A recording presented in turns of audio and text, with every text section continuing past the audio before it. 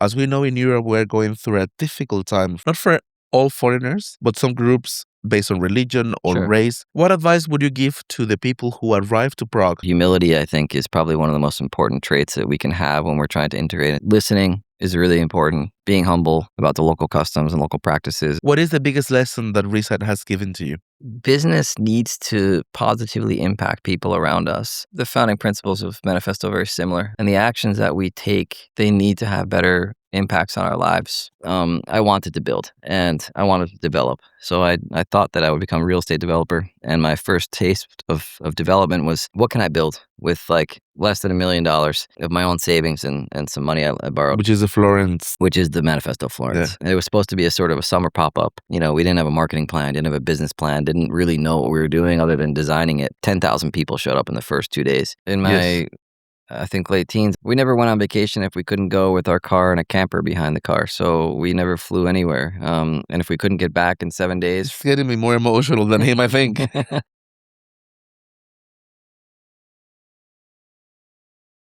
Hello, everybody, and welcome to JustCzeching, the podcast that is for everyone who's interested in the topics of belonging, integration, cultures. Today is episode 3, which is titled From America to Manifesto. And what an honor and better brand and personality to have than Martin Berry. The more I read about your history, the more admiration and the more I want to know how you make things happen. I suggest, if you don't mind, that we address this session in 4 sections, starting with your childhood, because it tells a lot about who you are. Of course, with all of the respect and all the manners. Sure. And then moving slowly through your projects. To close with a little bit of a game, because we are both Americans from North America, but from very different places. To talk about cultural bias, right, which I think is still timely and relevant in a respectful manner. Are you fine with it? I'm fine with that. I love games. Great. So my first question is, someone like you who has been involved in various aspects from business to charity to caring about urbanism, how was your mind as a kid in your early memories? Your cognitive process when you compare it to the rest of your friends. Did you feel something there was part of geniality or is something of vocation? Well, first of all, thank you, Alejandro. It's really nice to be here. Is it okay if I call you Alejandro? Absolutely. It's okay that I call you Martin. It's perfect, yeah. So thanks for inviting me. It's an honor to be here on your show. As a New Yorker, and a transplant to Central Europe, I really appreciate the topic of integration and diversity. It's sort of close to my heart, as you've probably seen in some of my bio. Yeah. And as we've talked. So I really appreciate that you're kind of hitting this target and trying to understand the various perceptions of integration and diversity in our society, particularly in Europe. I'm very honored. And how that reaches out to the world, because I think there's people all over the world that will appreciate these conversations. So thanks a lot, Alex. I actually, it's a good time to talk to me because I jogged my memory yesterday. I had a lecture at Harvard to talk to some students about my childhood and how I arrived to where I am. So I'm I got a little bit of practice yesterday giving an online lecture. You can give us our very best. So it's good timing. Yeah, listen, I showed some photographs yesterday in this presentation, and it's sort of like, it was very sentimental to me because, I lost both of my parents. My mom when I was 25, my father when I was 29. I'm now 46, so that was a really impactful time. Same age. Oh, yeah, see, here we go. In the prime of our lives, Alex. So it was a really impactful time in my mid to late 20s, whereas like losing a family member, parent, sibling at any time in one's life is challenging. That was a particularly challenging time for me because I sort of felt like, as a young man, 25 years old, I was sort of just becoming someone I knew and someone I kind of recognized, whereas before that I was sort of trying to be other people, I think, and I wasn't sure who I was. probably still not sure who I am. But at that time, I think like 25 to me felt like a really impactful time because I finally felt like I was studying something that I really loved, and Yeah. I felt like my path was really more determined than previously. I sort of stopped drinking and doing all the things that go along with that and partying and stuff. And so I was really more committed and focused. And then my mom died, and then I'm sorry. a few years later, my father died. So those are challenging times for me as I was kind of building a career and building my personality. Reforming, like they really push you, I guess, to It pushed me into I think probably ultimately as a man like a better place, to take more responsibility for myself and to let's just say, as I said, be more determined, but and probably more empathetic. But at the same time, I also had less time for bullshit. I yeah, just felt like yeah. I know what I care about, and these things don't matter anymore.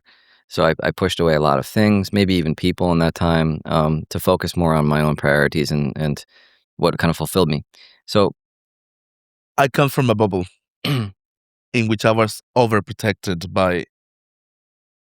I think the first time that I well, felt it's pain in life was when I was 30 something. yeah, it's quite common in Mexican culture, right? Like so, And mom just and now, yeah, I'm starting to detach from people who are not allowing me to shine yeah, with a bigger purpose. I don't hate them.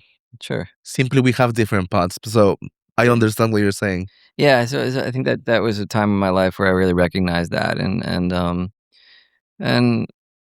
if you step back earlier, like, this photograph that I was talking about a second ago, it's like me and my 3 sisters. I have 3 older sisters, my parents, and we're standing on a kind of a cliff or a little mountain looking over a valley, close to where I grew up, actually. I was born in Manhattan in Lenox Hill Hospital on the Yeah, Upper East Side, but we were a middle class family, I would say, working class family, and so it sounds like quite substantial that you grew up on the Upper East Side. But in fact, we moved out of Manhattan.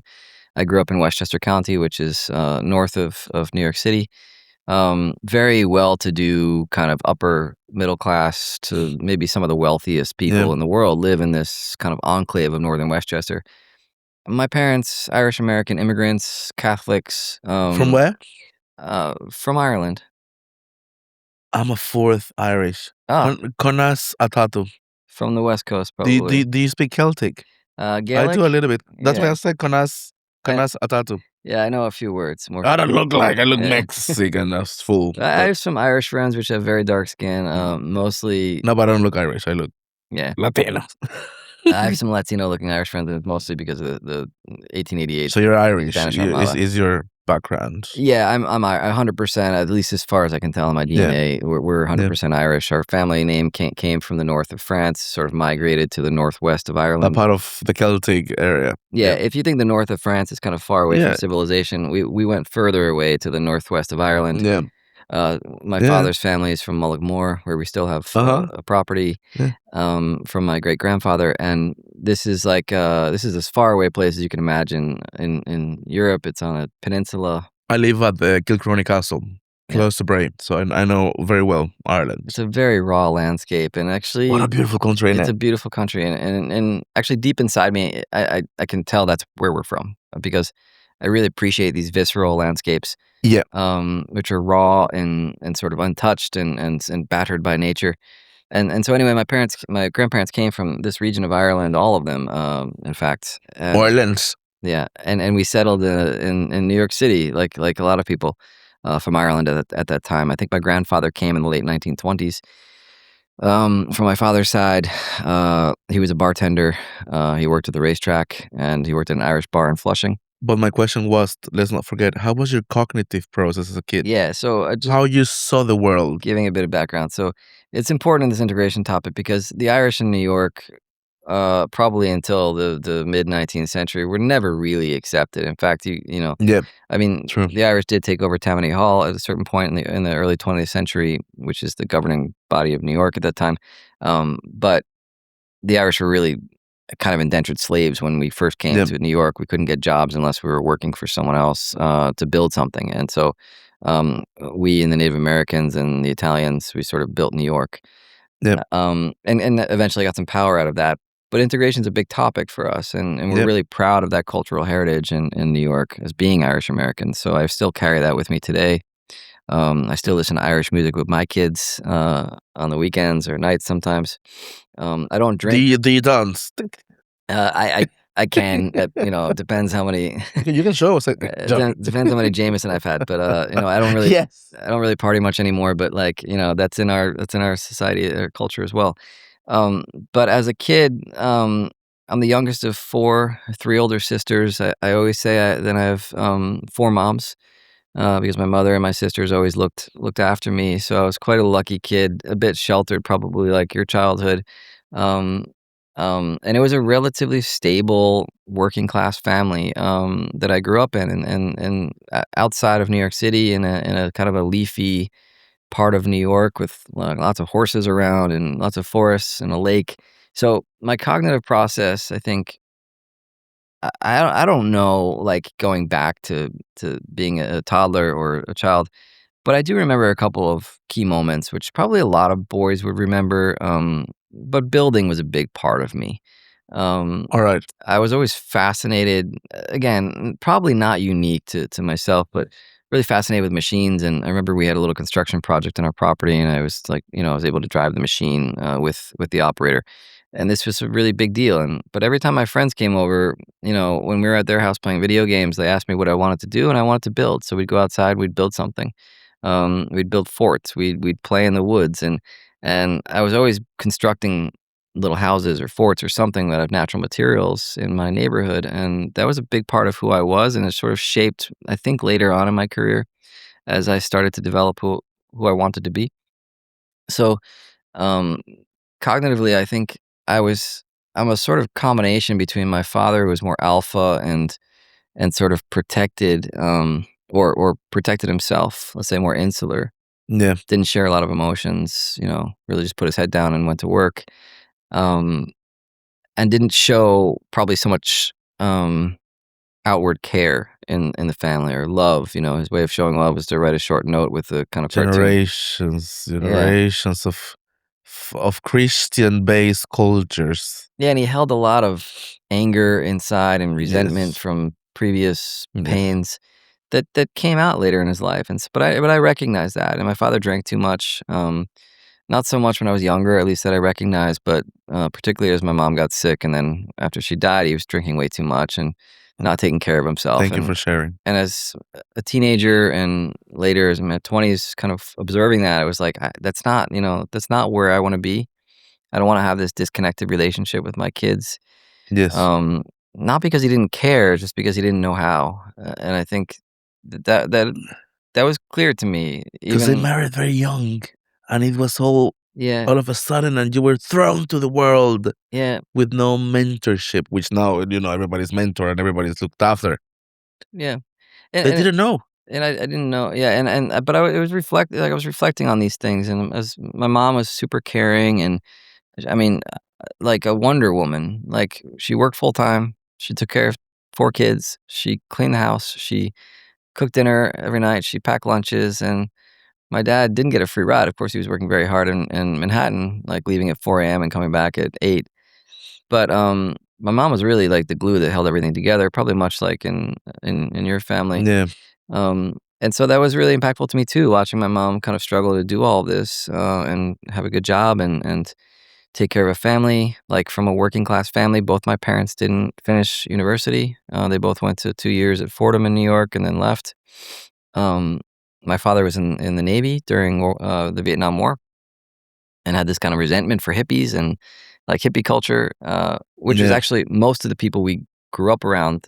The parents were all in that, Yeah, and more then wealthy, upper middle class to very wealthy families who were oh, part I of see. that movement, and Yeah. we were sort of outcast in that sort of, Yeah. wealthy community in northern Yeah. Westchester. So my Yeah. father and mother didn't really ever really fit in that community. Yeah. Didn't They engage didn't with. engage because it wasn't they didn't, they didn't go to university. They didn't have wealth that they grew up with. So And let me ask you, sorry to, sure, because I need to build upon a lot of topics, of right? course, yeah. And of course, I wish I could have a 2-day filming podcast to understand everything about your life, but I want to reach to the Let's core of your projects that let's get are there. making Yeah. an impact, right? So sorry to if I have to guide it in this way.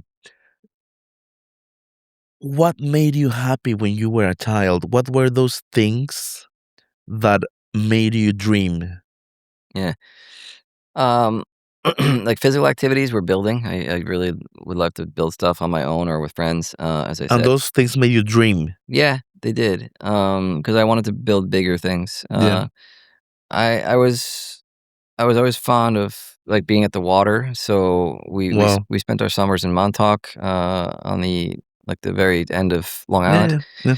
Now it's very famous for hipsters and surfers and bankers, but we went there before anyone really knew about it. It's a very wild, visceral landscape, and being at the water now and because of those early childhood experiences are really impactful for me because it allows me to be more visionary and sort of have a free mind.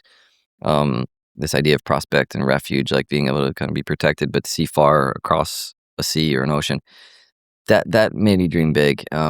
We had a lake near our house growing up, so I was always on a boat, like fishing or with my friends, and those experiences allowed me to dream pretty big. Is that getting to the kind of core of your question, or even? Absolutely. Yeah. If I'm allowed to say, I'm getting a little bit emotional. I write music, and to a very famous artist in Latin America, I wrote a song linked to the ocean. Mm, Because when I was a kid, being some sort of an outcast for a lot of my own reasons, I always wanted to see the world to find where I belonged. And to me, the connection to another part that I saw, because I was in England when I was very young, and then a little in Ireland, so I was not belonging anywhere, was the ocean. yeah. I wanna, the ocean connects me here and connects me there. And also remember looking at in Mexico at planes, and I will say, bring me back the news and the excitement of somewhere else, because I know that there are kids there that I want to be friends with them. And I will go and run to my garden dreaming to see the world. And Yeah. even though it's different, the ocean represents that connectivity to the unknown, yet you can feel it. Yeah, it's big for me. I used to, like, even in Yes. my, I think, late teens, I would love to watch boats because Yes. I was curious about where they were going. Where we're going, yes. Yeah, we never went on vacation if we couldn't go with our car and a camper behind the car, so we never flew anywhere, and if we couldn't get back in 7 days It's getting me more emotional than him, I think.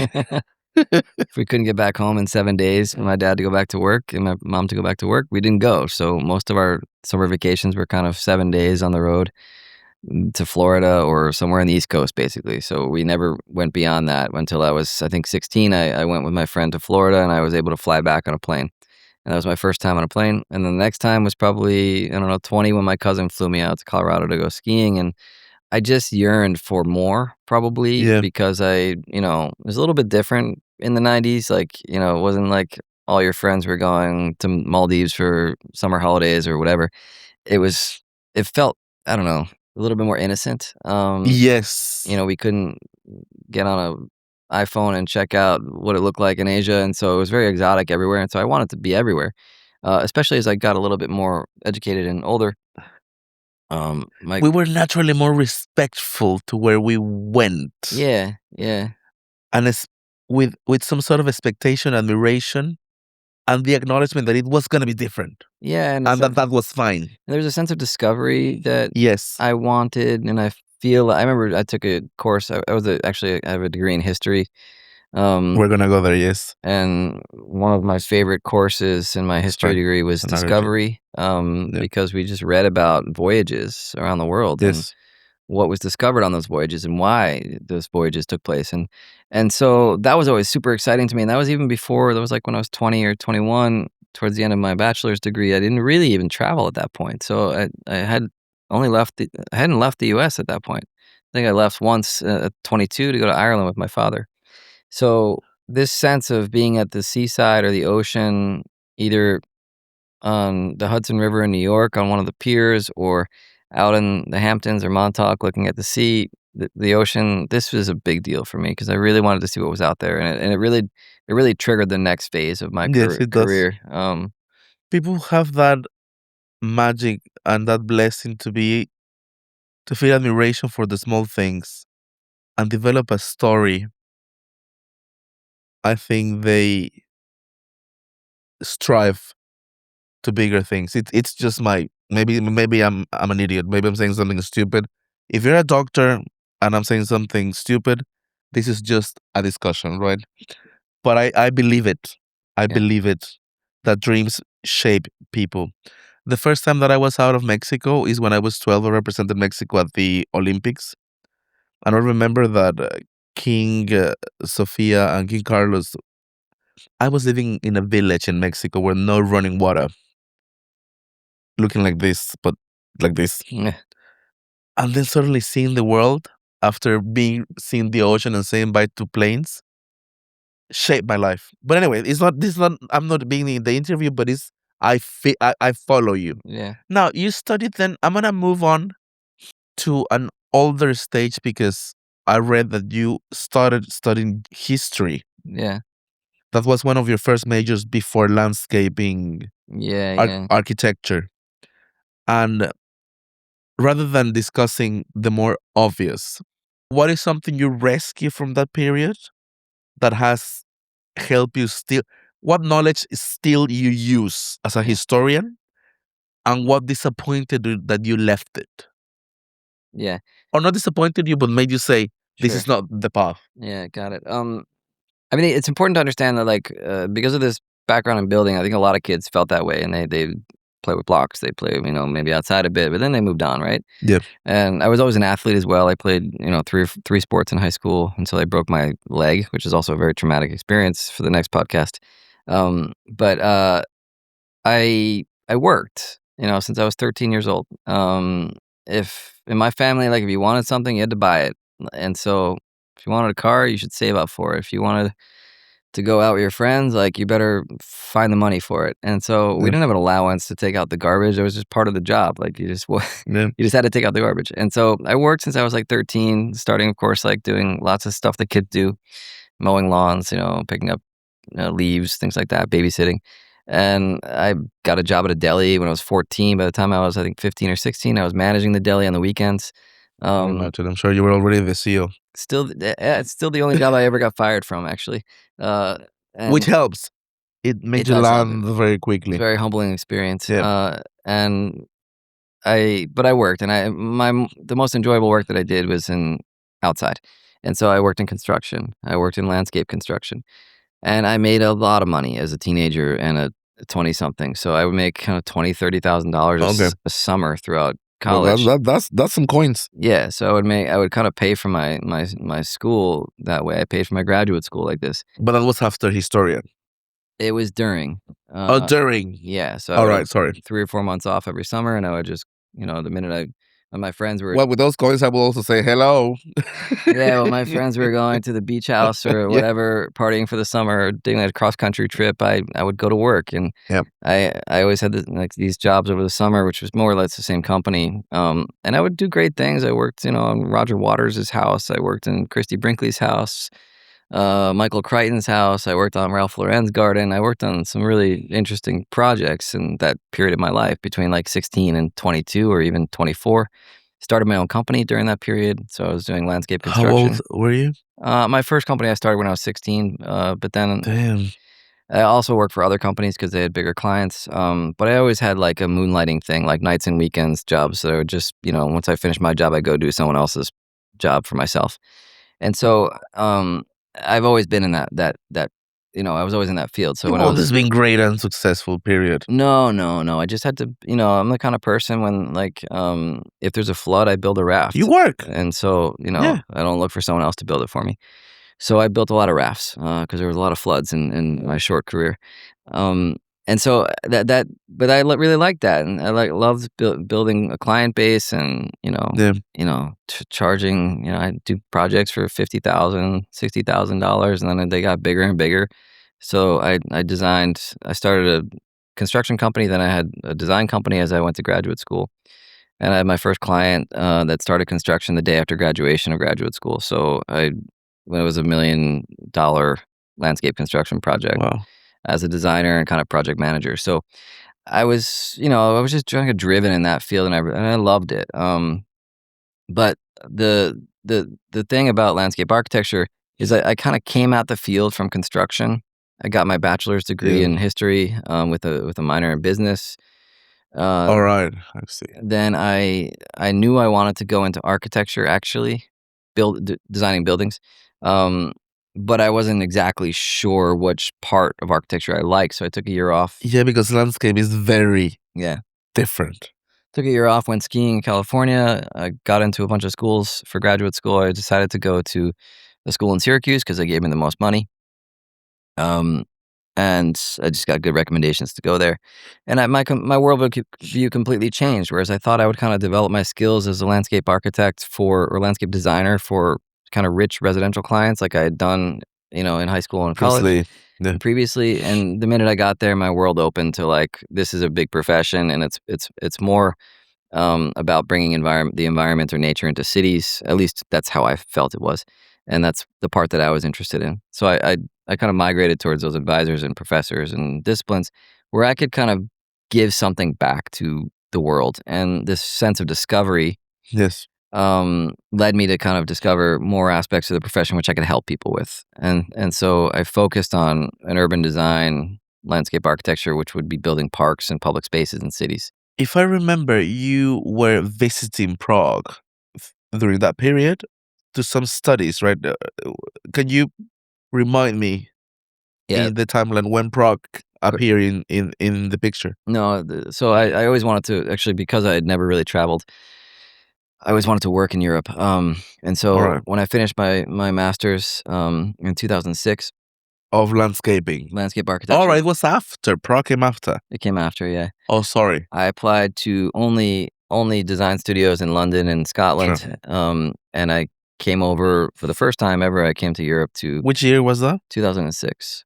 I did the first project here in 2006. Amazing. Yeah. And you remember how it was? I didn't come here. I went to London and Edinburgh to get a job, and I didn't get a job. It was different. Yeah, it was different. This is like pre the London Olympics, where everyone was kind of gearing up to design and build Yeah. this.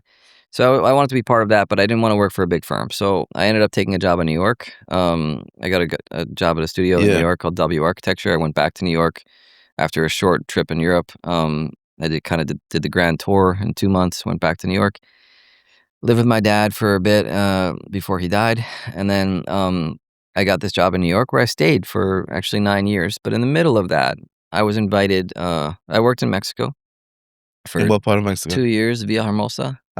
In Villahermosa. See, I The w- heat, man.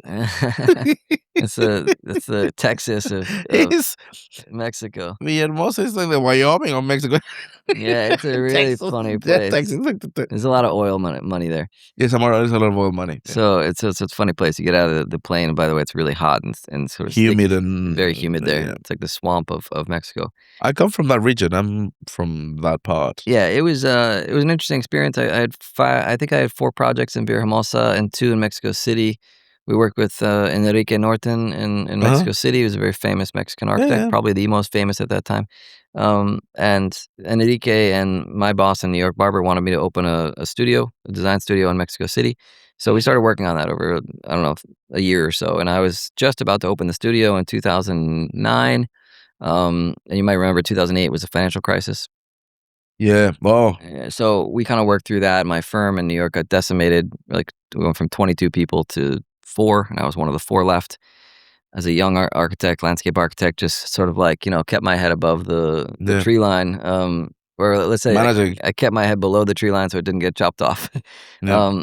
But got sucked up in this vacuum and took a lot of big projects. So I worked, because of my sense of discovery, I ended up working on all the international projects, which happened to be the projects, at least initially in the financial crisis of 2008, didn't get cut. So my sense of discovery kind of saved me in the sense that I was working on projects in Saudi Arabia, Dubai, Wow, China, nice. Korea, Canada. A lot of these sexy places, they're good for learning. At that time, it was like an explosion of work in those Yes. countries.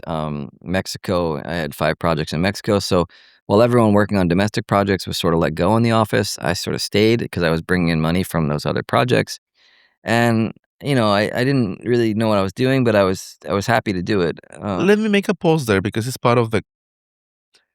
It is not the same when you're experienced traveler like now. Now you are a person. Yeah, We always learn, and I'm sure that someone like you with a big heart and intelligence and humility is always learning. yeah, But the first times are the shocking ones. Are like the I was expecting this and this is different.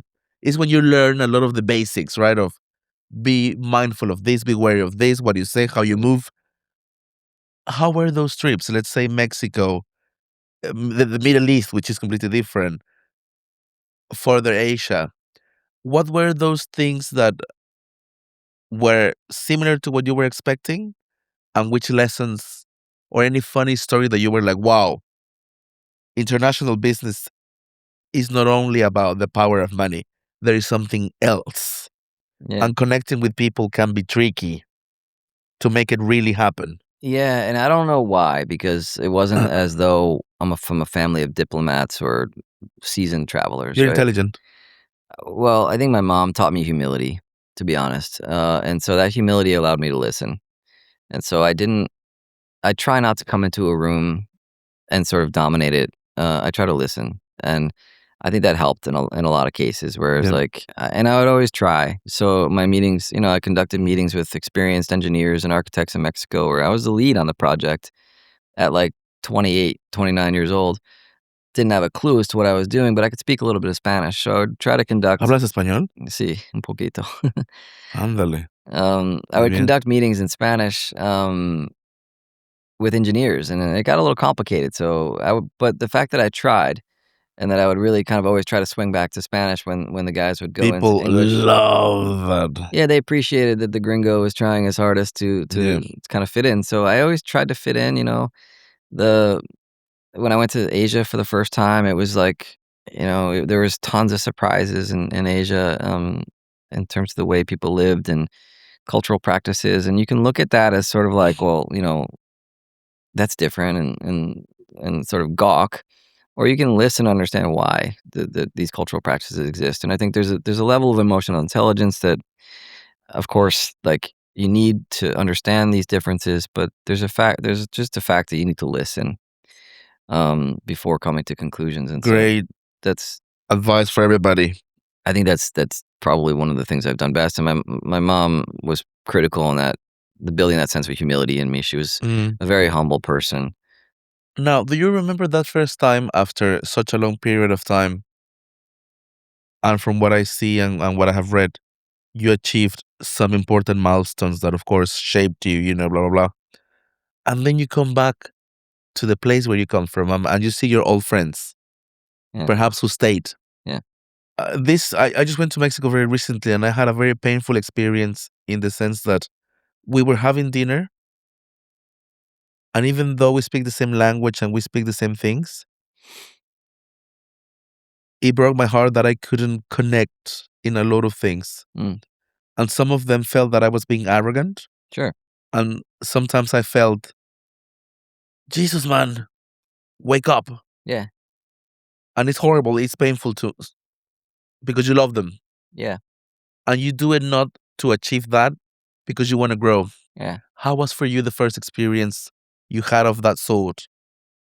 You don't have to answer if it's too personal, but this is about belonging, right? And No, I think a lot of us that have moved away from home have experienced that, and of course, I still have friends that are working in the same town that we grew up in, and I think that's probably there's like a blessing and a curse of the place where I grew up, because it yeah, is comfortable and there's a lot of money around, and so one doesn't have to go very far, in particularly in the service professions or service trades, yeah, to make a good living and to raise a good family. And it's a beautiful part of the world, yeah. in the country. So, in the U.S. So, growing up in that environment where my parents decided to settle, and where a lot of my older friends still live, it makes a perfect sense. Two of my sisters still live in that environment as well. My They've gone sisters off too. and Yeah, done other things. They work in New York or whatever, California, but they still live there. Um, and so it's a great part of the world, but it is hard for anyone that comes back into that environment to try to, like, reconnect because our lives have changed so much, and the things that we do are different. We don't go to the same delis and the same restaurants and the same places that we grew up going to, which all of our friends still go to. So it's not. I don't look at it in a way that like I've done something better. But it is challenging to reconnect with people. And I think there is a sense probably on the other side that there's arrogance in the room when you enter because you've just come off a trip to Dubai and you wanna Yeah. tell people about that or something, And you but were treated like normal. Yeah, I was in Dubai, like, and then people are like, yeah, and probably but I think when you're younger, you probably even boast about those things a little bit even though you don't really, mean to, but it's just so exciting yeah, for you. yes, So, I think I remember a time when I was, like, my first trip to Dubai as an architect, and I was, the S-Class Mercedes picks you up outside the front door, and you're flying business class from New York to Dubai, and I wanted to tell everyone about that when I got home and at the July 4th barbecue, and everyone's just like, "Okay, great," like, so yeah, you learn to kind of couch some of the things that maybe are more exciting in your life that may not be, that might be too boastful in certain environments, but that's also about kind of maturing and understanding maturing. Yeah, your place. I'm preparing now season 2 for 2027, and I was in a call with a Nobel Prize. I cannot say the name because we haven't signed. If that person is gonna be, but he has a lot of experience on identity and belonging, Yeah, and I'm gonna dare to compare myself, which I cannot even. But in that aspect, people who have lived abroad and in different countries develop a new persona in in every single aspect of the mind, even the body, the health, and it's not well studied yet. sure. And it's something that fascinates me. And it's got to do also with manhood and the new terms of femininity and more so in the global context. Mhm. And we are very confused still in terms of how to address some topics, right? Yeah. Like diversity, like D&I, immediately we run to the quotas with good intention, Mhm. but that's not the answer. No. It's the easiest way. So that's why I ask you this question to hear how you thought, and I think we agreed that there is still more to do and more to talk about it, right? Yeah, absolutely. I think there's a lot of reflection that I've done as well. I went back to New York last summer for 2 weeks with my family because I want my kids to connect with their cousins and stuff and in the environment that my sisters are in and that I grew up in, and it was beautiful. Like, I there were times during those 2 weeks and when I got back and I was thinking, like, reflecting on my career and my life today and thinking, like, "Well, what have I done?" Like, uh, I was pretty I grew up in a pretty nice environment, and I feel like the way that we're running our family is it's not bad, it's just different, and it's at times more challenging, like, I'm running around the world or running It around is. Europe every week trying to It is. build my business, and, we probably could have been incredibly successful just, parking parking, the family where I grew up, and so that's It also a depends on reflection how I'm going you to. define success. I was Sure. speaking with Financial Times last week and they interviewed me, what is success to you? And I said, despite of everything that I've lived, I keep a good heart. Yeah, and That's also success to me. and this sense of discovery is really big for me still, and so I'm still kind of curious about the world, and I'm curious about meeting new people, and Admiring simple things yeah, and learning from them. yeah, and so that's important to me, and it's still important for me as an entrepreneur, as we'll probably get to in a minute, to build, Yeah. my business, and that I can't do from that location. So So we were talking about New York. This is the end of the New York part. Which is your favorite song about New York? it's an Irish song, "Fairy Tale of New York." How is it? "Fairy Tale of New York." To me, it's like stars It's by the spreading the That's news. Frank Sinatra, of course, but, I love it. I'm so basic. Fairy Tale of New York is probably the best anthem, to New York. It's actually a Christmas song by the Pogues, which is a Irish punk Can band. you text it to me over WhatsApp so Yeah, I can sure. keep it and I will listen to it Yeah, it's an Irish if you don't song that mind? is really dear to our family and probably lots of Irish I'm families, gonna listen to it. but Promise. it's a good song. Let's move. I think reSITE was first than Mercado Manifest, Yeah. but I'm gonna jump to Manifest because reSITE to me is like I'm gonna leave the big cake for the end. Yeah, I'm gonna have to plug it a bit, but that we can talk about more at the end. I'm gonna try. Sorry, we need to the time, right? I'm not sure, but it's important to know that, like, in that career I described, as a landscape architect, I worked in 15 different countries around the world. Yeah, carry on, carry on, So carry on, carry on. starting from when I was 26 or so, when I entered W architecture, I started traveling immediately on those international projects, and I think I worked on over 100 projects, probably 20 of them were built, which is a pretty good success rate, and a lot of them were pretty big projects, like up to 500-600 million in construction value, and I ended up being pretty burned out, and that experience in Mexico was great, but at the same time, the financial crisis of 2008 to 2011, more or less, was on us at the And same time as Mexico is complex energetically. Mexico projects dried up in You're 2000. on a high, but also you're on a low. Yeah, at the end of 2009, our projects in Mexico dried up, and my dream of starting a firm there with Enrique Norton and Barbara Wilkes just vanished, and I got called in Mexico and said, like, "Come back on the next plane, like, our projects are finished, and we're not The start." adios, papi. See you later. I came back to New Yes. York, and, my firm was decimated, there was almost no one left, and so I went back to my desk, and the first day I got back in the office, I got a phone call from a professor at the university here in Prague, who asked me if I'd be willing to apply for a Fulbright fellowship, which is an incredibly Yeah, prestigious grant, because he wanted to bring a Fulbright fellow over to the university to teach with him. So I said, like, okay, I just came back from Mexico. I'll think about that. So I had about a month. I rushed an application in. 9 months later, I was granted a Fulbright. Kind of yeah, 12 months later, I was yeah. on a plane to Prague, where never met anyone before. I just started a relationship with a great, young woman, um, and was really happy, and my career seemed to be budding. It was really kind of, even though it was tough times, it was a really good time for me. I was making a lot of money in New York, but I thought, like, my life wasn't built to go work on projects halfway around the world, like, Yeah, on things that I don't know if I really care that much about, building resorts for in China yeah, or yeah, yeah. Dubai. So I went to Prague, didn't know anybody. It was a really scary experience. I was meant to stay for 4 months. I stayed for 10, and in that period, I was meant to teach at the university, which I did, and which I didn't like. Within the first week, I was like, "This is not for me," for lots of different reasons. But I stuck at it, and but at the same time, as one does, I started a nonprofit. Like, That's reSITE. yeah, within a month of being in the country, I started my nonprofit reSITE, with the intention to run a conference, kind of a half-day event, This- inviting some friends from around the world to talk about making better cities. And it was my time to kind of reflect on my career and the things I cared about, and try to rebuild the next phase for myself, because I didn't want to go back into what I did Yeah, in New York. So it was my chance to reflect, build something new. And it was my first taste of entrepreneurship. And I ran conferences for 9 years, and did media, but it really was bigger than that for me. It was about starting something new, making an impact that people cared about, and doing it myself. And so it really was my first taste of building a business, or let's say a yeah, brand, and I loved it. I loved everything about it. And yeah. so I went back to New York. I worked at the same firm for 4 more years, building projects in Canada mostly. And I decided to quit in 2016. I moved to Prague, with the intention of kind of making this nonprofit that I started more of a global institution that was kind of recognized and well funded. I did that within about a year. We won a big EU grant, which was around 4.5 million euro, and Wow. which is quite a difficult thing to do.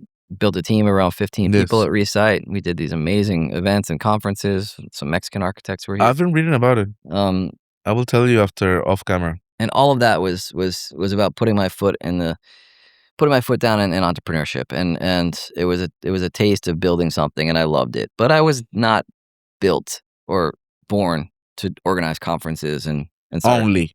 only and do podcasts and things. So I felt like I was talking a lot about building better places in reSITE, which was the intention and the mission of that organization. But I wasn't building anything, and that was a little bit painful to me, because I felt a little bit lost. And so within a year or so of kind of transplanting myself to Europe, a lot of things happened, but one of which was that, I wanted to build and I wanted to develop. So I thought that I would become a real estate developer, and my first taste of development was, what can I build with, like, less than $1 million, of my own savings and some money I borrowed, Which is a Florence. which is the Manifesto Yeah. Florence. And it was supposed to be a sort of a summer pop up, Yeah, proof yeah, of yeah. proof of concept. We didn't have a marketing plan, didn't have a business plan, didn't really know what we were doing other than designing it and filling it with good restaurants. 10,000 people showed up in the first 2 days, and we thought like, Yeah, "Okay, Prague adopted it like its own, like a Czech brand. it is a Czech brand." It was born in the, No, it is. in the But you dust. know what I mean? Yeah. Like they made it their own Y without hesitation. yeah, and I think it became very quickly became a love brand, in the city, Yeah, which I think I foresaw, but of course, I wasn't sure. Um, but that was a really big experience for me too, because we were sort of leveraging, the team that I had at reSITE, we were the founding team of Manifesto, and we yeah, leveraged our experience in marketing and events and media yeah, and my experience, of course, in architecture and design, but we had no real estate experience. We had no finance experience really. Um, of course, I knew how to design and construction manage, but once the thing opened, we had to basically have contracts with other companies to run it and to yeah. lease it and to kind of operate the bars. And do you want me to keep talking about Manifesto? Is that helpful? Yeah.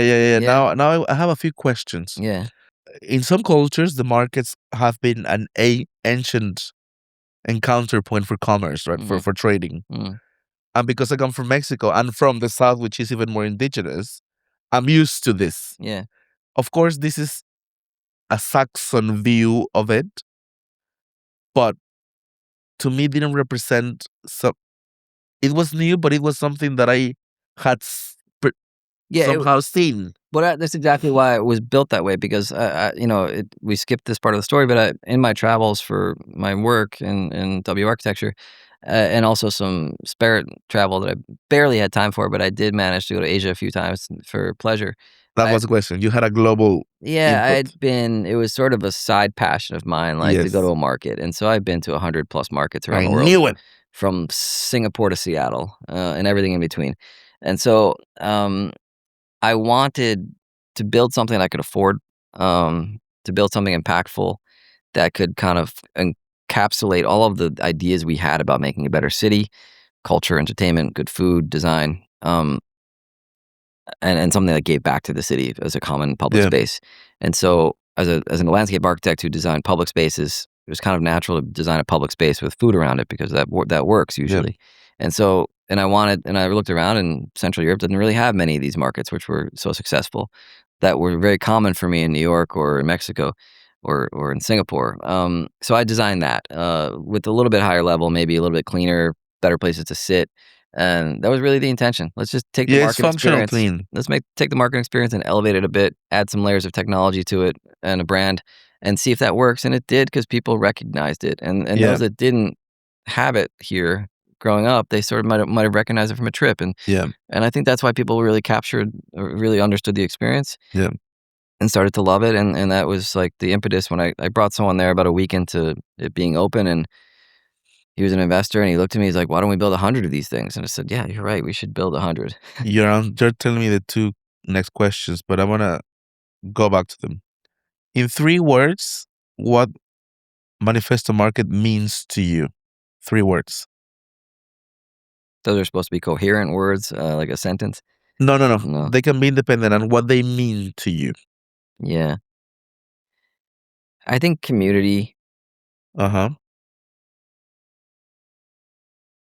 passion for Yes. developing and building something, Well, and hardship. Because building a brand from scratch, particularly in this region, is challenging. And but man, that's this was a big hit.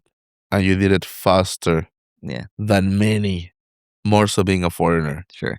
I Congratulations. It's impressive what you achieved with that. I appreciate you saying that, but it often looks easier from the outside than it is on the I inside. didn't say that it's easy. Yeah, sure. That's why I'm Yeah, congratulated because I know how hard yeah. it was. It's hard, and so that's the part that people don't see and that I don't talk much about. But um, Well, we need to talk about it. yeah, but also in this context of integration and acceptance, I think also I don't know whether it's because of I don't know people don't often understand me in business sometimes because my ideas are a little bit different, this thing that we do in Manifesto Market seems natural now and seems so easy from the outside, but actually when I proposed it, everyone said no. Yeah. And I only got a 6-month lease when I built that, so it was completely insane that we did it.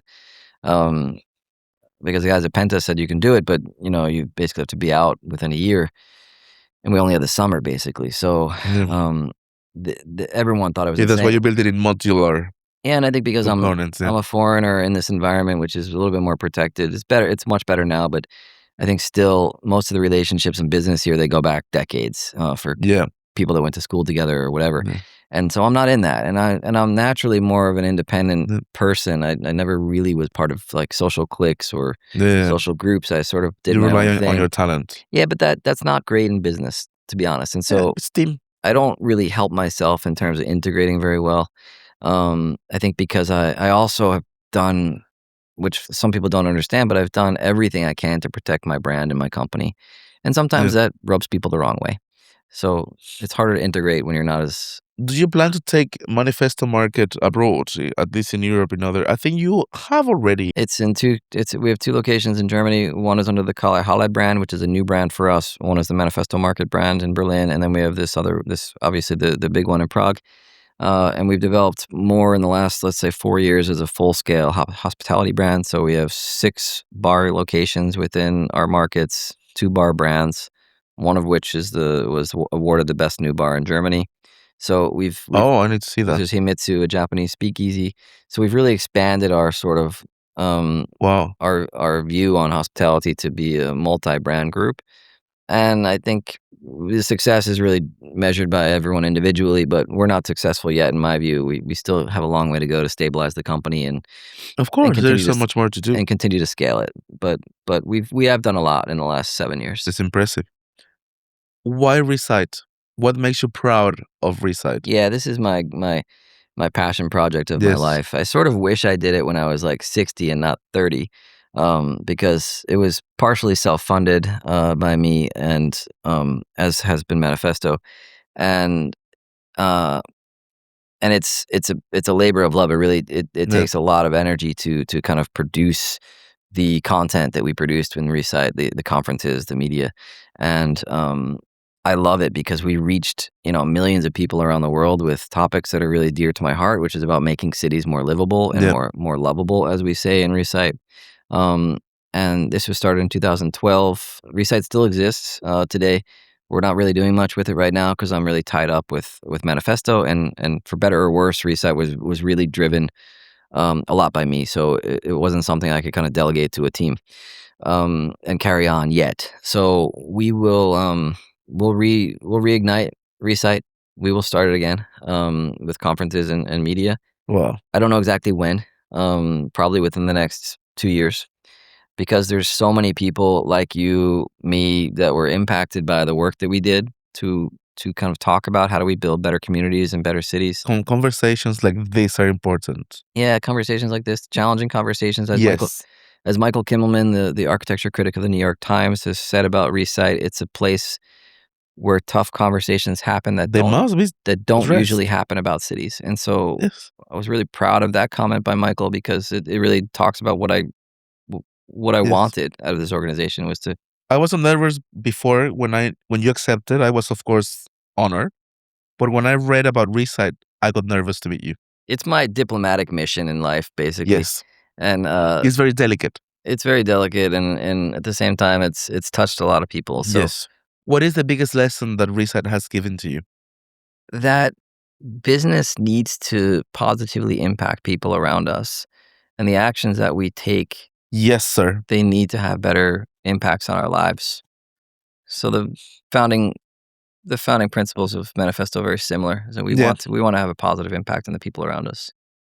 Um, It's of course nobody is against wealth, but it has to be that we all level up in some form, yeah, right? yeah, we want the water to lift all the boats in the actions that we take, and so we really try that with the business we have today. And reSITE was really the driving force behind that. Let's close talking about belonging and about cultural and about inclusion. As we know in Europe, we're going through a difficult time for not for all foreigners, but some groups based on religion or Sure. race. It's a tense time. Yeah. And I still believe that a good position that I encourage people to analyze is when you go to a country, at least try to learn something, to integrate, to respect. Mm. What advice would you give to the people who arrive to Prague? Because Czechia still needs foreigners for some jobs, like it or not. What advice would you give to these people to integrate better, to respect Czech manners, and to be able to be as productive or successful as you, right? Because it matters, Yeah. at least to me. I mean, I think, of course, I came in with a different, let's say, It's a condition. conversation. Yeah, and it's a longer conversation. But in terms of integrating, I think in any society, and I think in this case in Czech Republic, I think, as I said earlier, like listening is really important. Being humble about the local customs and local practices is important. And so humility, I think, is probably one of the most important traits that we can have when we're trying to integrate into new places. Um, it's often hard to do.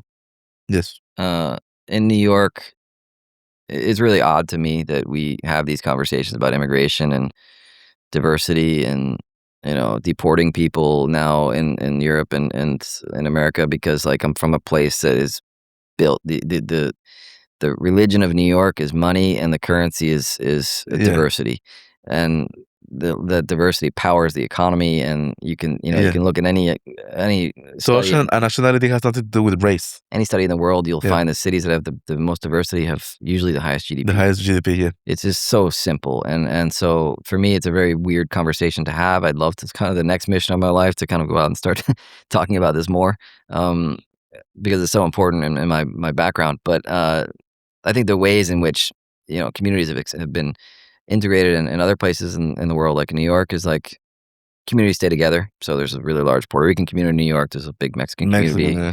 There's a big Italian community. There's a big Polish Selena community.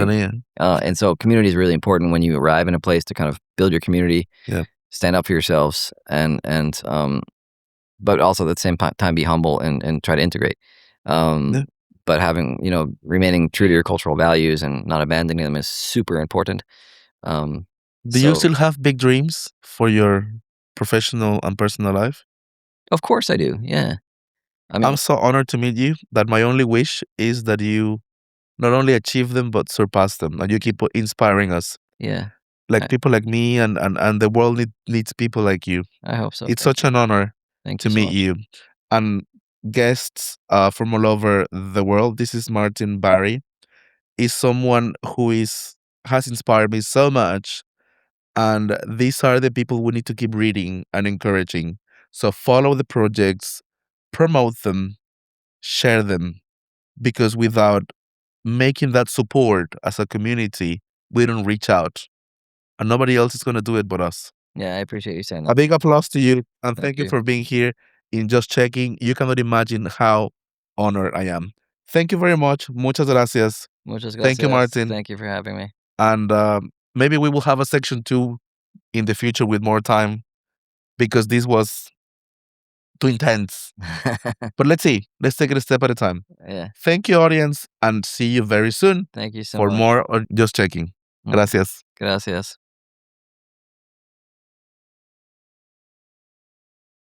Hello, everyone, and welcome to Just Checking, the podcast that talks about belonging in the 21st century. And I'm so proud to have a second chance to interview Martin Barry. He's a very busy man, but he allows us to be with us at his main office. Hello, Martin. How are you? Hey Alex, I'm well, thanks.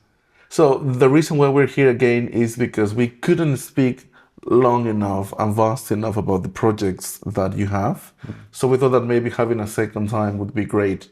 Why do you think it's important to tell stories to Yeah. people and to our audience? Yeah, well, it's great to be back and see you again. I think that we have a lot to talk about in terms of the origin story of reSITE and the origin story of Manifesto. Yes.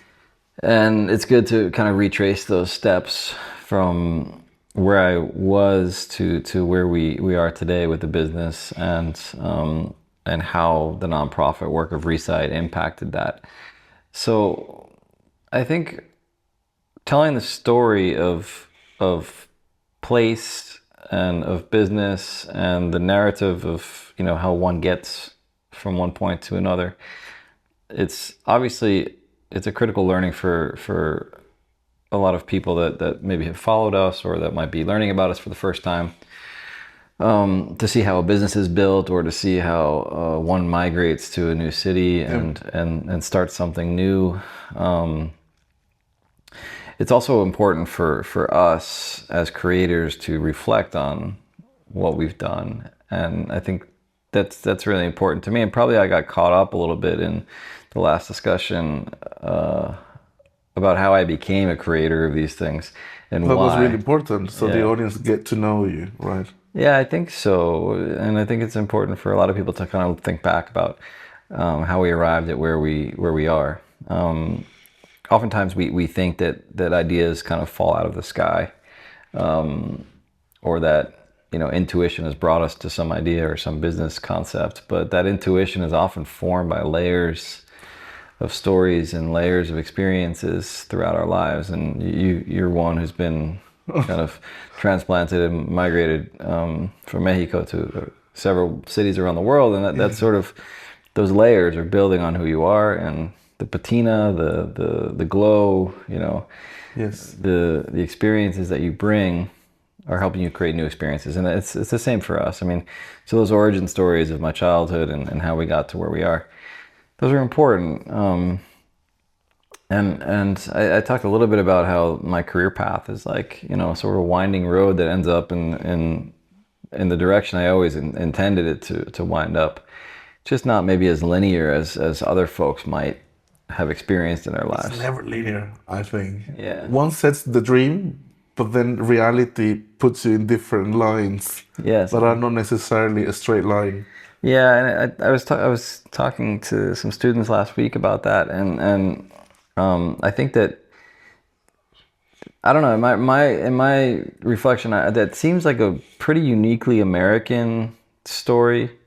That we tend to go a little bit more towards opportunity and conquest, or Yeah. so to speak. Whereas European story is maybe a little bit more linear and a little bit more kind of planned. So I think people in this context in Europe that kind of understand what I've done and what experiences or what projects I've built, they're a little bit confused. So like, you know, someone with a kind of landscape background, Very interesting, in construction, went into events and architecture and then now hospitality. In my view, it's all gone in the same direction and it's all part of the same story. It's got to do also with the background in which we live from the countries where we come from, in which a lot of things are uncertain. Yeah. Whereas in Europe, a lot of things are more safe in a way because they've got a lot of way more benefits established as an organization. So you plan and it goes. Yeah. I think that's probably the case. At least that's the comments I get from folks that are learning more about what we've done. But if you look, I mean, if you try to trace back why we ended up here in Manifesto and what we're developing, I think that those early kind of thoughts that I wrote down and started to practice in reSITE, the nonprofit work that I did, which was all about making a lovable city. That's exactly why we do what we do today. I mean, it's coming out in a little bit different form, but we believe the reason why this company and business was started, and the brand Manifesto itself was sort of a manifesto on the city. Okay. It was about how do we create something that we've talked about in events and media for a few years. Yes, yeah. And how do we create a place that people feel comfortable in, that kind of make this place more lovable? A community, sort of. Yeah, being a magnet for the community. And not that we create the community, but we attract it. And we can create a safe place for people. So let me pause a little bit. To understand Manifesto, then we need to understand reSITE, I guess. Yeah. So reSITE is like the mother of all of these ideas, right? Yeah. Just for the audience to be clear. So reSITE came first and Manifesto came after. That's right. Yeah, So and then we can maybe talk about reSITE, and yeah, so people have a logic into understanding this yeah, and it helps a story. little bit to talk about what even came before that as a landscape architect and quote unquote urbanist. I worked on projects, maybe, yeah, close to 100 projects in 15 countries around the world, and traveled around the world kind of designing and building these large scale public projects, Spaces. public spaces, parks, civic architecture, from Canada to Zhuhai in China, and like sort of You everywhere. were in Mexico, right? In Mexico City, Yes. yeah, and Villahermosa. In Villahermosa. Villahermosa, we designed projects. In the heat. Yeah, of Villahermosa. in the swamps of The swamps. Villahermosa. You see, you never know where you're gonna end up.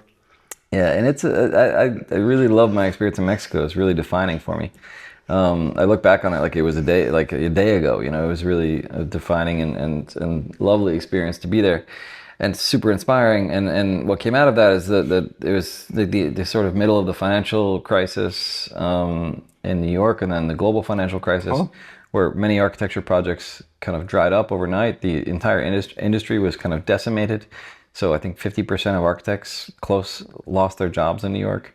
I was kind of young enough and hardworking enough where I did not lose my job. 2010, 11, 12. Yeah, That era, that crisis. Yeah, exactly. I struggled in that crisis. I was in England. Yeah. Oh, In 2010, I was working on those projects in Villahermosa and also Mexico City, and it's about to start an office in Mexico City with Enrique Norton okay. and Barbara Wilkes. I was going to lead that office, and I was interviewing people to we were looking at office space, buying computers. We were like, we had gone pretty far. No. And then, like, overnight, we lost 5 projects. Yes, most crisis. of them in Villahermosa, and we just packed it up and went back to New York a couple weeks later.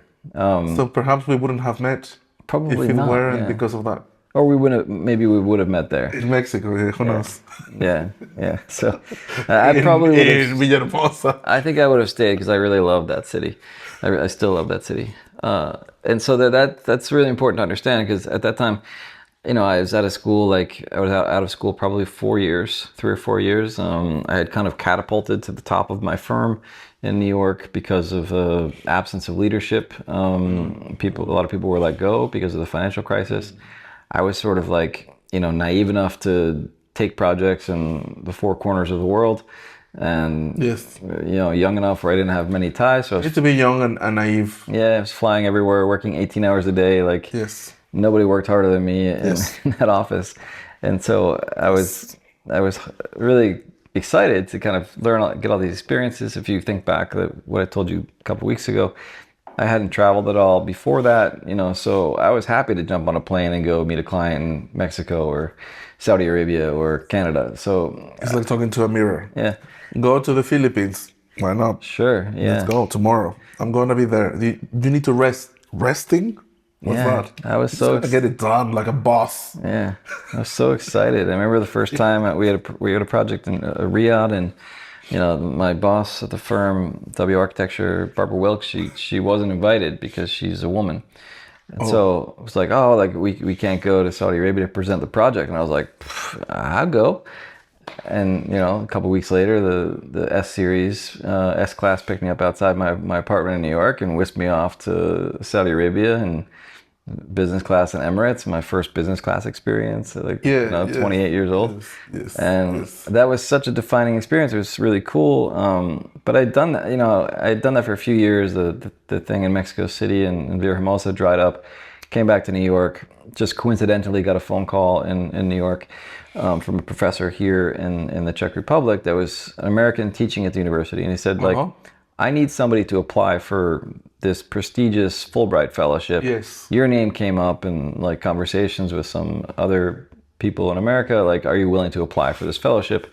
If you win, you can come to, we can fund you to come to Czech Republic for at least a semester.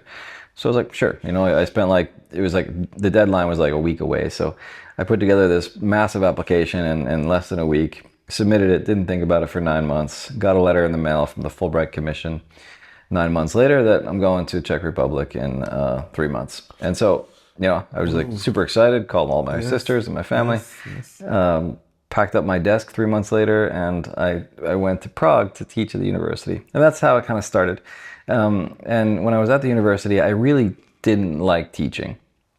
I was asked to kind of do desk critiques. So I'd come into the design studio twice a week for 4 hours, and I would just tell the students like if they were doing a good job or not, and kind of. That's a job. Yeah, it was fun. It was like, I could come critique design. I wasn't allowed to assign any reading. I wasn't giving any lectures at that university, and it was 8 hours per week. So like coming from a job where I was working like 90 hours a week or more and flying around the world, I was here in this kind of sleepy little European town teaching 8 hours. It was very different, I guess, back then. Completely different. I didn't know anybody. I only met the professor once. When was this? 2011 and 12. I lived here in 2006. Yeah. This was a different Prague back then. Even then, when I arrived, it was completely different. Yeah. Another city. Yeah, and I didn't know anybody, so I was like, I left everyone in New York. I left a great job in New York, and I was thinking like, what the hell did I do here? Yes. Yes. So within like 2 or 3 weeks at the university, I started a nonprofit. That nonprofit was reSITE. I think we talked a little bit about that before. And okay, so this is when it was born. Yeah, it was born during that Fulbright experience. Makes sense. All right. And I had thought, I'm here for 6 months, maybe 8. So I can teach at the university these 4 to 8 hours a week, which doesn't really take a whole lot of my brain capacity. What am I going to do? Like, I didn't really drink beer, and I needed to do something with my time. Yeah. So I found a few people that were interested in the topics that I was interested in, which is how do you make a better city with design? And how do you bring kind of landscape into urban environments? And I started talking about that, which was quite a new topic in this community, or this architecture community in Czech Republic, and also across Europe, I would say. And so I got connected very quickly to a few people that were really interested in that. And then they said like, well, you've got like a pretty good network. Why don't, we should do something. Let's have a workshop. And I said like, let's have a conference. I'd never organized a conference before. So like, from that moment to 5 months later, I organized the first reSITE, set up the organization, got a bunch of volunteers to help, got a cooperation with one of the private architecture universities, and me and a very small team put on a conference of 30 speakers, I think 450 guests. In how much time? Less than 5 months. Good job. It's not that easy. Secured a great venue at the Veletržní Palác. Secured some great partners. We put on a competition to redesign the Prague riverfront, Vltava. Oh, cool. We put on a student competition for basically like a hackathon for a weekend, where they designed furniture for the Prague waterfront, because that was one of the first problems I identified, is there's no furniture there. We got partners that organized 2 other conferences. We organized a festival for the weekend with an installation at the National Theater. We had the premiere of the film. Americans making it happen. Yeah, Gary Hustwit's film was premiered here. We had actually like 3 very famous architects come over and speak at the conference, and also at the opening of the film. We showed the film in public, in this public installation we did in the National Theater. Wow, and you went big. 10,000 people came to this event over like 3-4 days. And so it was a pretty big thing. It was the first thing I ever organized outside of like a birthday party or a birthday outside of drinks. Yeah, exactly. And so that was kind of a wild experience to me, because I was like, wow, people, they care what I have to say. And I was like all over the Czech media.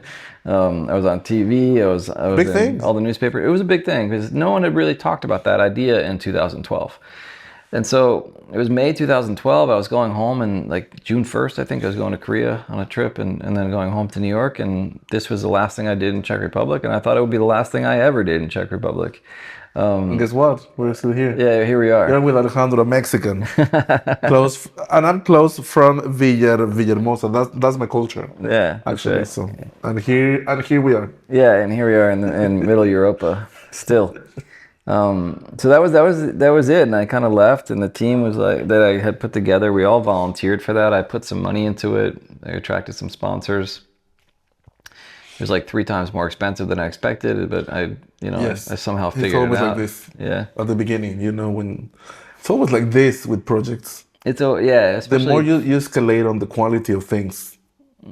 especially for creative people that want to do a good job, and Yes. we really kind of nailed it, that experience, Yes. the whole festival. And so that then reSITE Festival was born, and we was really popular and successful. So we developed a little bit more. The next couple of years I did it from New York. I would come back here for my vacations. All right. The team continued to grow. I found some funding for them. And for the next 3 or 4 years, I was running reSITE from New York. Wow.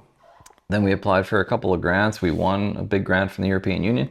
And then the story started to really become serious. So I was like, okay, I think we won a €4 million grant across 10 partners in I think 6 countries. And so I had to come back and run this grant. Now you have to look after them. I left my career in New York. I left my projects. I was managing 17 projects when I left New York. Wow. And I just kind of put the pencil down and said, like, I'm gonna hang it up as an architect right now and take a break and come back to this when I'm ready. But kind of knowing that I didn't want to go back into design. I wanted to keep this part of my life active. But it's more creative. Yeah, the creative part, the design part, because it's something I'm passionate about. But I also, as I think I told you last time, I really feel like I'm a builder, and the things that made me most excited was design to build, not just for the sake of design. And so I was really most excited on a construction project, on seeing my ideas come to life. And so I wanted to build something. So after a year and a half of, let's say, building reSITE, we did an event, and we're talking now about which year? So now we're in 2016. All right. I moved to Prague. I decided I moved 2017. Okay. Close. Interesting. So there we were. I left everything in New York, packed up all my stuff, and I decided to kind of make this my career for the next couple of years. And I thought 2 years I would need to kind of build the organization and then go back to New York and get back into something, building or developing, or maybe back into architecture. And so I started building the team more professionally. We probably built the team to around 12, 15 people. We started doing events in Lisbon, Berlin, Prague. This then became, reSITE conference became, I'd say, the premier architecture conference of Europe.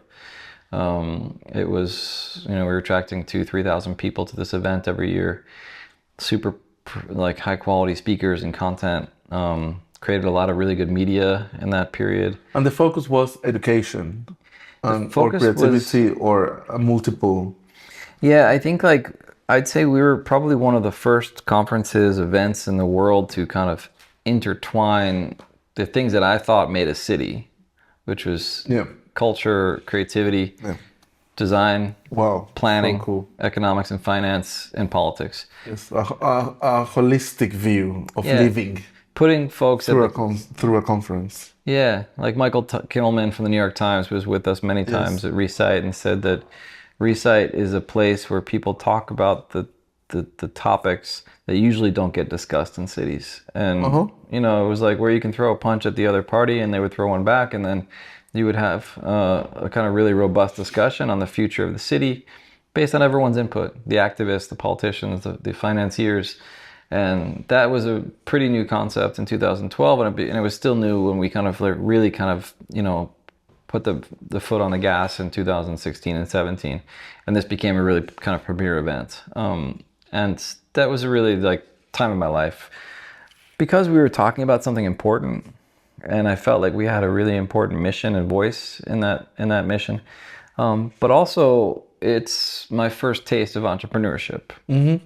So I'm tasting something that I built and started to put together myself, and people recognized it, and I thought well, this is, people like this story, and it has nothing to do with me. I think it's the mission that's important. It transcends you, right? When you see all of the effect that is happening on other people's lives, number one, on the city, and the attention it gets from, in your case, media and other entities, right? Yeah, I think so. And that word spread around the globe. We've got a partnership with the Bloomberg City Lab, which is one of the premier publications, and maybe the premier publication for cities, and city politics and city actions and sustainability. We worked with the Atlantic media. We were published, in hundreds of papers around the world. So Wow, congratulations. it was fun. It was really important work, and it is important work. A manifesto comes from that. It comes from that because after 2 years, I'd say a year and a half of full time, what the story I probably didn't really tell much is that we had this European Union grant. Within that grant, years earlier, actually, in New York, I was talking to my friend Greg Lindsay, and Greg was like, yeah, you should build something. You should use your skills to build something too as part of reSITE. And so we had put together a proposal years earlier to have like a couple of containers and a cafe, and then like a place where people could learn about technology in the city. So like smart city kind of thing. And we sent that proposal to T-Mobile and Vodafone and a couple others, maybe BMW. And everyone was like, cute. And then, never responded. And so, 3 years probably went by. Greg and I were talking about that project and nothing ever happened. But then we got this European Union grant. And it was kind of a one-liner in this like 500-page proposal of what we were going to do in Europe with this grant money. And so we won the grant, and I thought like, well, okay, like let's use this to kind of study this concept a bit more. So we decided to pull it out of the grant because doing this kind of project with European Union money, it was a disaster. It's like, so much bureaucracy, so many partners to kind of weigh in. And so we said like, let's just study this. Let's do something in the city within the grant project, but let's actually take this idea elsewhere and raise money for it privately and sort of not tap into the grant money for it. So we kind of set up a new entity. We started studying the site and the project. And out of that came a student competition where we had launched a competition on a very short notice. Again, like we had 1 week maybe to kind of put together a competition brief. Wow. And notify students around the Czech Republic we were going to do this. The students had this kind of 1 weekend sort of hackathon. It was called Super Studio, where all the students in Czech Republic that want to participate, they go to their universities for the weekend, they work on this design project, one project, all this like 300 students, and they present it to their professors. Then each university selects a group of the top 3 students or something, or 3 groups, to come present at the finals. And the final was at some cafe in Prague on a Friday night. It was like a party. 10 groups or teams presented their concepts. We chose 3 to make it to the kind of interview phase. And then we selected 1 group, which was 2 young female students that designed what we thought was the most flexible, kind of cool project that we could kind of develop into a commercial project. And so we took that and we worked with those students to develop the commercial project, which was Manifesto. Oh, wow. It came from that. Yeah. 6 months later, it was like, it was on the ground. It was open.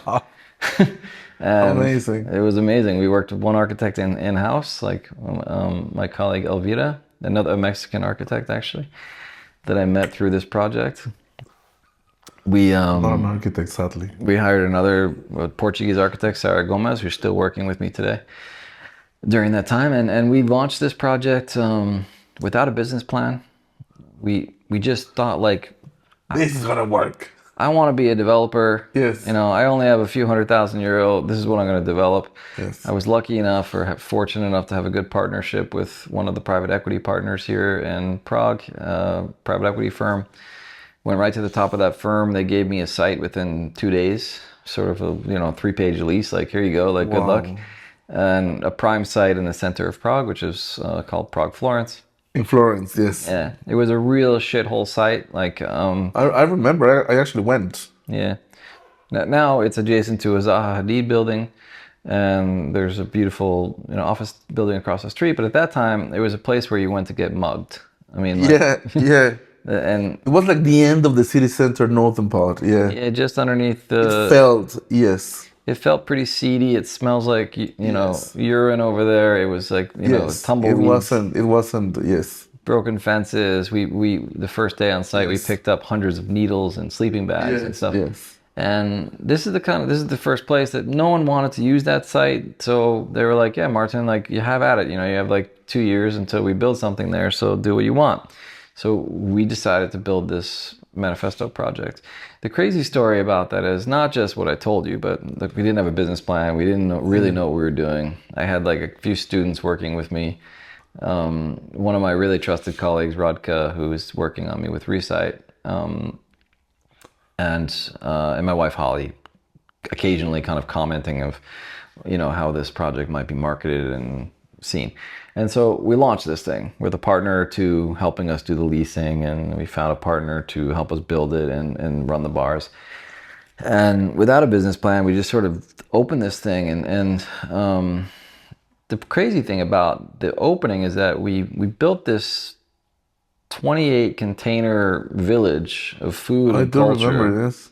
Without a building permit in a city that I just moved like a year and a half earlier. Hasty move. Yeah, we did it the Mexican New York way. And everyone thought... You learned very well. Villa must have left something new. Yeah, and I found some partners in the city that were like, wow, you're really going to do... I was like, well, let's see what happens. And I was so convinced that this project was going to work that once we opened it, the city would never shut it down, because there was going to be like thousands of kids there and people and families, and it would be all over the media, and the city would never have It was all over the media. It was. The city would never have the balls to shut us down. So, and this is exactly what I thought, and it's exactly what happened. It was really bold and really stupid, and in hindsight, never would have done it again. But that's the beauty of what makes entrepreneurship so interesting, is that when you look back and you think like, I never would have done that again. But it worked, and we opened it. Actually, I had support from a few important people in Prague, and the mayor was very excited about this project. Of course, she didn't really know the details of the fact that it didn't have a permit. But we published a press release right before. We had a pretty big media network at that point because of reSITE. We put out a press release. Correct. Kind of like one day before. Leverage. Yeah, so we leveraged our reSITE network to kind of like say, hey, not only is reSITE talking about these things, the guys behind reSITE are actually going to build it. And they're going to build the future of the city, kind of. The kind of cultural hub of a city. And we're going to have great restaurants there. And so we put out a press release. And in that press release, it said that we're going to be open for, thousands of days and do hundreds of events. And it was really, big language, just to kind of big promises of what we were going to do. But the problem with that is that the way we had kind of got the permission to build this was that it was a kind of temporary festival, and it was coming from this organization called reSITE Festival, and it was going to be a sort of festival grounds. And then the idea with these kind of temporary projects basically all over the world is that, like, you open them and then you put your foot in the door and you just keep it open, and even though you have a temporary permit, it somehow lives on because it's so popular, and no one wants to do anything about it once it's open. So that was the idea. We would open it with this kind of temporary festival and then keep the door open, and it would be there forever. But when you announce in the newspaper that you're going to do it for thousands of days, and it's going to be this huge event, a huge thing over many years, and you're going to change the face of the city. That sets expectations on a lot of people. Yeah, especially politicians. And so 5 minutes, I was going to say. This article was published at 10 a.m. the day we were opening. I think the opening was scheduled for 11:30 or something. And I got a bunch of SMSs saying like, sorry, I'm not going to be able to make it. The mayor, the private equity guys, the head of the development in Prague, everyone that was supporting the project before, head of the Chamber of Commerce and all these kind of people. Everyone said they're not going to come. So it was just me and Radka and, of course, some of our team. And so I went there to, cut the ribbon by myself and thought wow, I hope we didn't really mess up here. Because at that point I was kind of scared. I lost all the support 30 minutes before I was supposed to open. 2 minutes prior. Yeah. So that was a really terrifying moment because, my life savings essentially went into that site. I'd borrowed some money from a very powerful real estate developer in Prague. You got a lease, you told me. Got a lease. And so I thought it was probably over before it started. And so we opened the doors and we just kept them open until the police came, basically. And I remember suddenly it just closed. Yeah. It didn't close, actually. We were open. We stayed open the first weekend. Exactly what I thought would happen happened. I think 7,000 people came in the first 2 days. Yeah. It was perfect weather. The place looked amazing. Yes. And, I remember I was super tired. I hadn't slept in months, probably, and I went to get a massage at this like this famous Thai massage place in Prague, and the lady at the end of the massage was like, "Did you hear about this place that opened with the big TV by the highway? That was my place." Yeah. So I thought, like, well, even these ladies are hearing about Everybody this knew, place. yes. Yeah. So it was quite cool I experience was at the looking time. to open for a restaurant actually, and I actually looked at renting one of the Oh, really? places. Yes, Yeah, we had a Mexican concept stories there. connected. Yes, Yeah, we had a. I didn't do it in the end. It didn't work out the whole concept, but everything is actually connected, guys. It is, yeah, and I think that I mean, You had another one. yeah, I think that was the first, maybe the second moment I realized, well, something I did was impactful and people care about this, and let's try to make this a business, because obviously it made an impression on people. So we went through the ropes, and we got a normal building permit, and I remember, I was like the talk of the cocktail parties for the summer, because people couldn't believe that I opened this project without a building permit. And then it went on, and people were really, I think, visiting that as like the families were going, a lot of young people were going, a lot of business people were going, and it became, I would say that like one of the trendy projects of the year.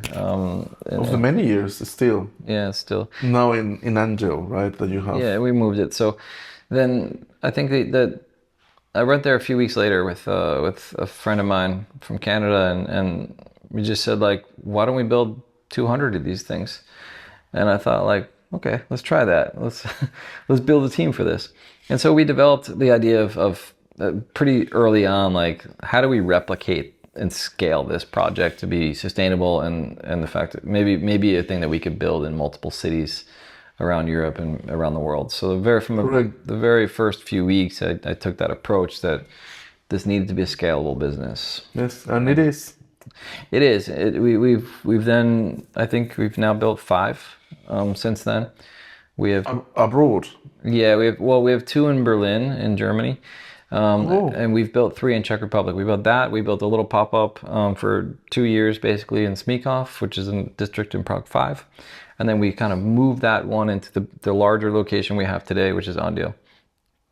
And so as a kind of developer, builder, I spent the first 6 years of this company until now basically building sites. And so I kind of was fulfilling one of my passions, to design and build. And then we Full circle.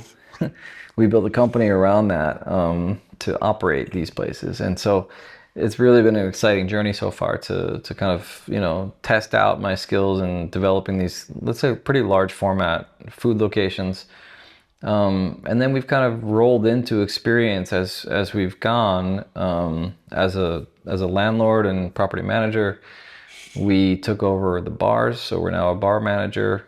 So we're full. And you don't drink beer. Not really, no. You see? Yeah, so we're like a full service hospitality developer and operator now. I'm not a beer drinker either. Yeah, this just makes me too full. It's not my thing. It's not my thing either. I can drink other things, but not beer. I'm allergic also. In this part of the world, to not drink beer, it's like almost it's a bit of a sin. Yeah, Yeah. it's a sin. I'm gonna go back to the first question that I made to you. Why stories are important? Because they inspire people. Yeah. All that story you just told me inspired me. I came to this recording very stressed. I'm undergoing a thing with the visas, and immigration stuff that I'm gonna resolve. But when you hear stories about somebody else, you detach from your own topics and you fly a little bit on the dream, and you say, you can do this. Yeah. So thank you. Yeah, I hope that's the case. So I wish you luck in your... Oh, it's going to be fine. It's not about me. I'm telling you that as one example, everybody's going through something, right? Yeah. When you listen, I was just sharing mine, today's story of me. But when you listen to the story of somebody else, a success case, you just get inspired. Yeah, I appreciate that. And that feeling of it is possible is what matters. Yeah. I think that's a. I mean, if I had to kind of describe a through line in this story, it's that most of these things I've done, people have told me it's been a stupid idea, Designing, going from a nonprofit operator, or let's say an architect, to a nonprofit conference operator and organizer, to this developer of food markets and food halls. When we started pitching the idea of the food market, 10 developers in Prague told me that they wouldn't give me the land, even if it was empty or parking lot. They just didn't. They didn't see the same way I did. And I got lucky with the private equity partners that we have still today as a partner, Penta. They were like, sure, try it out. They trusted my vision and they gave me a chance. And that was a huge chance that they gave me. It's a huge thing. Big risk for them and a very important development site for them. But I was told then that was just the first set of no's. The second set was from the restaurants. People thought, all the restaurants we talked to, all the big restaurant groups in Czech Republic, they told me like, you're gonna open a food location next to the highway? And guess what? We opened a food location next to the highway. Yeah. So the first like 20 restaurants we talked to, everyone said no. And so we just kept digging and putting the group together that would say yes. And that could see the vision the same way we did. Now we have a waiting list of restaurants of 250 restaurants deep in Czech Republic. So they want to be part of this. We've got 110 in Germany on our list. And so a lot of people want to be part of this story now. Check this is good luck, this or this. The hardest thing about this business today, or entrepreneurship today, it wasn't about starting the business or getting the things built. It was expanding the business and scaling it, while also keeping the team engaged and happy, and that's the hardest thing of entrepreneurship. It's the hardest human thing to go through as an entrepreneur. Opening a business, particularly a four-wall business like ours, or a hospitality business, scaling that into a new country is no small feat. It's not a joke, and we probably didn't. I shouldn't say we probably. We definitely didn't understand the risks, different setup, and the challenges, the setup. Different world, yes. Yeah, we didn't understand any of that. So we did it, again, sort of naively. Let's go into Germany. We had a business plan at this point, but it was all wrong. The construction costs were 40% higher than we expected. The project was 6 months or 8 months delayed. The partners were impossible to work with. It's a lot. Yeah, we spent 3 times more on operations than we expected because the salaries were so different. Yes, it's just a different reality. It took us 9 months to open our first bank account and our second bank account. So it doesn't get any easier, actually, that part. And so we didn't anticipate the risks of opening across borders, especially in Germany. And that was very painful. That was incredibly painful, because then we ran into other problems, like investors, reneged on their responsibilities to invest. Yes. So while we opened in Germany, we also signed another site in Berlin and another site in Ireland. So in Ireland? Yeah, because my vision here was to build out the world's most loved hospitality brand for food halls and bars. Nice. So we signed there you heard it first. We have that vision, and we won a tender competing against 10 firms in Ireland for a church. Wow, nice. To redevelop a church, and we took on another redevelopment site in Berlin. So exciting. Which we built already. So we built 2 in Berlin. And this has been a tough story, because in the middle of that, our investor reneged on their obligations to invest, or their promises to invest. And so we were scrambling for for 2 of the last 3 years, trying to figure out how to maintain this business abroad and also keep growing it. And that's a story that requires a whole nother book, not just a podcast. But it's the part that a lot of people don't talk about, the grind in this business. I mean, they may talk about it in an Instagram post or a LinkedIn post, but the reality of kind of years of pain and agony and the backstage is never easy. Yeah. And it comes with a lot of long nights and a lot of anxiety. Yeah, there's and sacrifice. There's a ton of sacrifice. That's actually what most people don't understand when they talk about starting a business or an entrepreneurship, which is good that they don't understand it much. But it's important also that people understand that it doesn't happen just like this. Yeah, it's not just a bunch of kind of glossy Instagram posts. the real life of entrepreneurship is really about like day-to-day operating with very low visibility, making decisions on things you don't have enough information or money for, and having the world against you and making them believe in your vision. yeah, and That's to me, I'm not as successful as you, but in the little things that I've done, that's the most difficult thing. But at the beginning, nobody believes you. It's until you release and the numbers are there. yeah. Oh, I have an interview today about this podcast because it's been doing good. Okay, great. The first 2 episodes made, I think the first episode is close to 300,000 views. Amazing. And the second one, 200,000 views. It's incredible. Yeah. That people were telling me there is no space for cultural identity podcast. I mean, if you go to actually Spotify, there is no classification for this type of podcast. Amazing. This is the first time somebody's talking on these terms, right? Identity, mixing culture, identity, business, blah, blah. Yeah. 300,000 from the Czech Republic by a Mexican. Take this. That's right. You know, That's it. which makes me not proud. It's just as you say, you have more questions. Yeah. It helps. Where is this going? What am I gonna do? Yeah, it helps the grind. It helps the gears sort of click, and I think that's important. That like you have to have a receptor on the other side to make sure the gear keeps turning, and I think that's important. Yes. Yeah. Yes. And yes. I think that the surprise factor that people are reacting to this topic because it is relevant. Sure. Yeah, it's really relevant.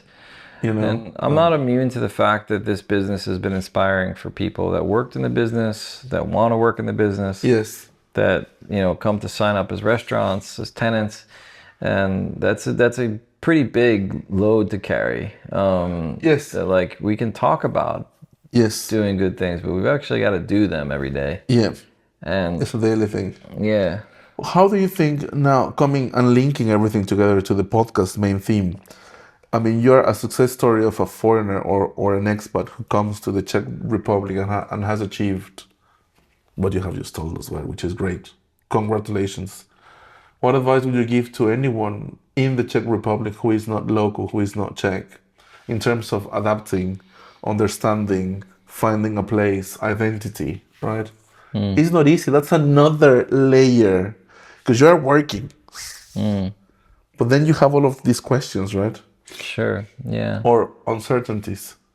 Yeah, I hesitate to give advice, but maybe I can just speak from experience that like being yourself is important. I mean, the fact that you're a good example of being a proud Mexican in a place that doesn't have a lot of Mexicans. It's people from are the south also, which is there might out. Yeah, I understand that, and being I think being from a place that's maybe different than where you're living currently, there might be a tendency to sort of try to hide and sort of fold into the fabric. And I think it's important to fold in, but it's also important to shine in a bit. Yes. In a way that people can understand who you are and they get inspired and interested in that. So I think that's important to like be yourself. Don't be afraid to be yourself no matter where you're from. Very important advice. Your story is interesting. Your story can be interesting to other people. You can be genuine. Yeah.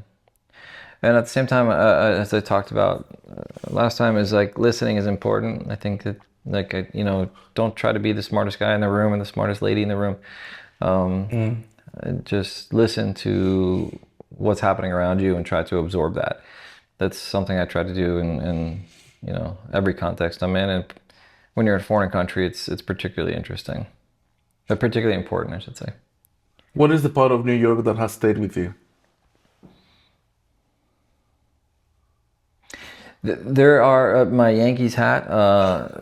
Yes. I mean, I see a lot of people wearing Yankees hats today, but they're wearing black. Yeah, I wear mostly navy blue and black. That's true. I think that the weather is sort of a New York. It's a bit of a New York day. Yeah, I wish we had more blue skies in this country, but that's actually the great thing about New York that I miss maybe the most is the blue skies. Like it's 300 days of blue skies every year, and it just makes you, it lifts you up. Yeah, yeah. I didn't know that. It's incredibly cold this time of year, but it's also It's True, also the summer can be quite. sunny. Yeah. Yeah. So the part of New York that stays with me is probably the chutzpah. I don't know if you're familiar with this term. No. Chutzpah is kind of like the story I told about building a 28 restaurant market Oh. without a building permit. Like the kind of attitude that like, I don't give a fuck, I'm just gonna do it. Just And go for it. yeah, And get it done. People erect barriers or walls in front of us, and I try to see them as obstacles to get over or through if needed, Inspiration. rather than barriers to kind of stop. And that's a New York mentality, I think. Yes. We have some a poster in our office of things that we believe in, and in my previous reSITE office, we had a frame poster that says, "We never start with no." And that's a really Very New York. way to think about things. Like, there's always a way. You just have to find it. You have to find it, and you have to want it. I needed to hear this today, you see? Thanks to the Lord. That's never going to leave me. I mean, my parents they grew up in the South Bronx with no money, and we grew up. You're from the Bronx.